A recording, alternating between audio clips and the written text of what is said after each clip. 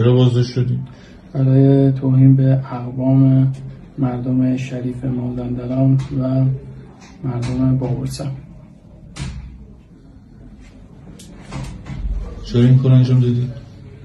از روی عصبانیت و ناراحتی این کارو کردم و الان پشیمانم و مردم شریف مازندران، استان مازندران و مردم بابلسم منو ببخشن.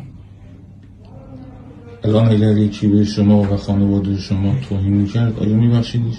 خیر. و چرا انتظار از مردم مازندران داری؟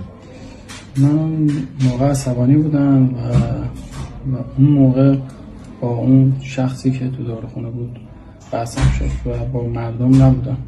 انشالله که مردم رو ببخشن. خب چرا نباید با یکی مثل تو محکم برخورد شه تا الباقی سابقار دستشون بیاد؟ انشالله که دیگه این چه اتفاقی نیفته.